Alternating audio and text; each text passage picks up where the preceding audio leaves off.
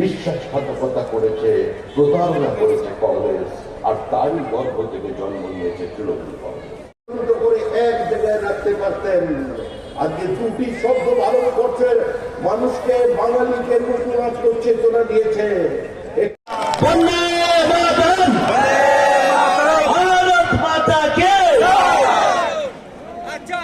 ধন্যবাদ প্রিয় সাংসদ জগন্নাথ সরকার মহাশয়কে। আপনারা এসে পৌঁছে গেছেন, সমিতাকে সম্বর্ধনা দেবেন আমাদের জেলা সভানেত্রী সম্মানীয় অপরানন্দী মহাশয়।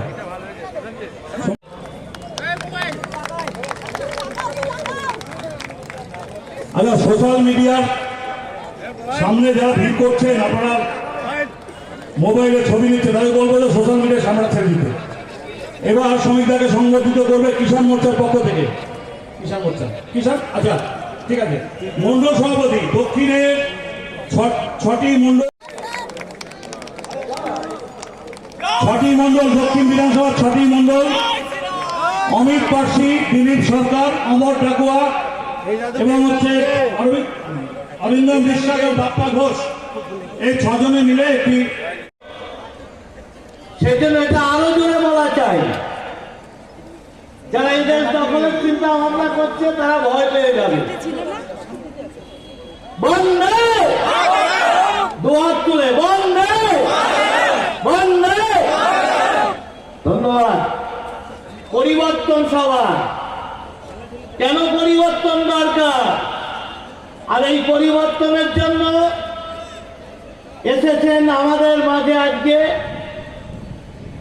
একটু পরেই আসবেন আমাদের সভাপতি সুবক্তা শ্রমিক ভট্টাচার্য মহাশয়। একটু আগে যার বক্তব্য শুনলেন, তিনি আমাদের রাজ্যের প্রাক্তন সভাপতি, যার নেতৃত্বে আমাদের বাংলায় পরিবর্তনের যে রেখা দেখা দিয়েছিল।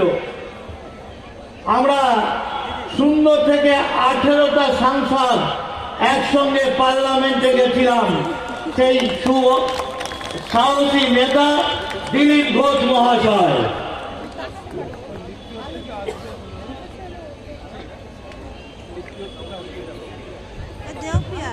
এবং মঞ্চে উপস্থিত রয়েছেন আমাদের জেলার সভানেত্রী অপর্ণা নন্দী মহাশয়, একাধিক আমাদের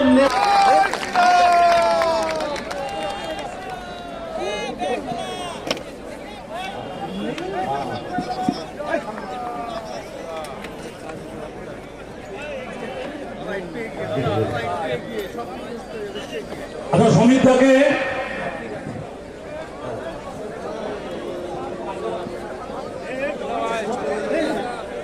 সমিতাকে সংগঠিত করবেন। তাই এবারের নির্বাচনে না ভুয়ো ভোট না ছাপ্পা ভোট, ভোট দেবে পশ্চিমবাংলার যারা ভোটার তারা। তারপরে যদি জিতে আসে টিএমসি, তাহলে মানবো হ্যাঁ মানুষের জাজমেন্ট। বিহারে এসআইআর হলো, তখন থেকে চিৎকার চেঁচামেচি, এসআইআর হচ্ছে, এই ভোট চুরি হচ্ছে। আর ওই যুব নেতা বলছিল ভোট চোর গদ্দি ছোড়, মোদিজিকে বলছে ভোট চোর ভোট চোর ভোট চোর। যখন ভোটের রেজাল্ট বেরোলো, মানুষ এমন ধুইয়েছে না, কংগ্রেসকে দূরবীন দিয়ে খুঁজতে হচ্ছে বিহারে। ইউপি, বিহার, মধ্যপ্রদেশে কংগ্রেস নাই। বাংলায় এখানে তো চন্দন দেওয়ার জন্য পাওয়া যায় না। একটা বাই ইলেকশনে মুসলমানরা জিতিয়ে দিয়েছিল টিএমসি এর টাইট দেওয়ার জন্য, সেও চুপি চুপি গোয়ালে ঢুকে পড়েছে।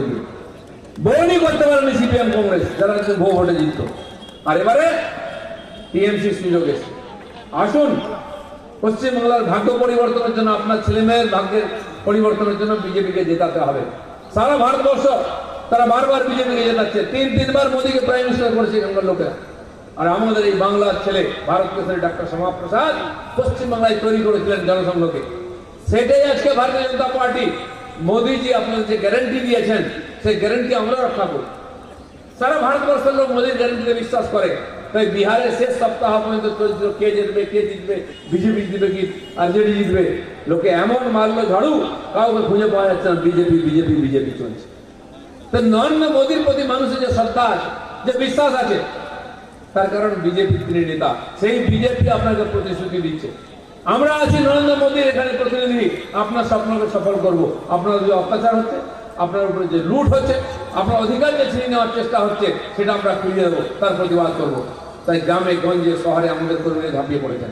2021 সালে নির্বাচনের পর যে অত্যাচার হয়েছে আমাদের কর্মীদের, এখনো বহু কর্মী আমাদের বাড়িতে নেই, বাড়ি ভেঙে দিয়ে থাকার মতো নাই, বাংলার বাইরে গিয়ে কাজ করছে। সেটা ফিরবে আবার এই ইলেকশনে, বলছে দাদা যাই হোক এবার ইলেকশনে এসপার ওসপার করতে হবে, আবার এসে কাজ করবে।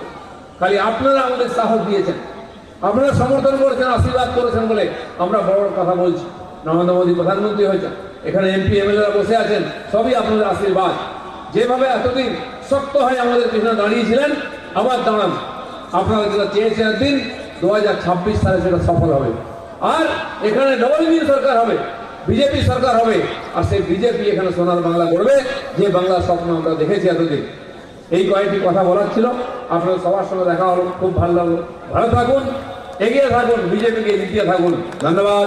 ভারত মাতা কি। কেন করছেন ধন্যবাদ? 1937 সালের 3 ডিসেম্বর নেতাজি সুভাষচন্দ্র বসুর কাছ থেকে রমাকান্ত চট্টোপাধ্যায়কে চিঠি দিয়েছেন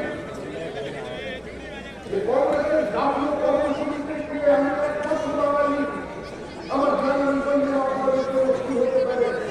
আপনি অনুগ্রহ করে কর্মসূচি রবীন্দ্রনাথকে বলুন সঙ্গে কথা বলতে আমি নিশ্চিত একদম বলুন সঙ্গে কথা বলতে, কারণ 26 তারিখে 25 তারিখে কলকাতায় চলে আসবেন, আমাদের রূপবান পার্টির বাড়িতে থাকবেন। 1937 সালের 19 ডিসেম্বর মোহাম্মদ আলী জিন্নাহ সে ঘোষণা করে দিল সবাই দেওয়া হলো, সেখানে মুসলিম লীগের কেউ অংশগ্রহণ করবে না। সিদ্ধান্ত নেবার কথা 26 ডিসেম্বর, 27 ডিসেম্বর হিন্দু মহাসভা রাস্তায় লাগলো। কলকাতায় অবস্থান হিন্দু, আজকে সেদিনের এলাহাবাদ, আজকে প্রয়াগরাজ, লখনৌ, বারাণসী, মুম্বাই, সর্বত্র বিক্ষোভ, একটাই slogan, do not sacrifice Vande Mataram at the altar of communal slavery। সমস্ত প্রতিবাদ অস্বীকার করে 1937 সালের 25 ডিসেম্বর মোহাম্মদ আলী জিন্নাহকে চিঠি লিখলেন, বললেন এমন কোন সঙ্গীত। আরে অভিষেক বন্দ্যোপাধ্যায় নয় ভাই, কেন অভিষেককে টেনে আনছেন বারবার? আমাদের রাজ্যের যিনি মুখ্যমন্ত্রী, আমাদের নেত্রী মমতা বন্দ্যোপাধ্যায়, তার প্রতি আমাদের বাংলার মানুষের সম্পূর্ণ আস্থা আছে।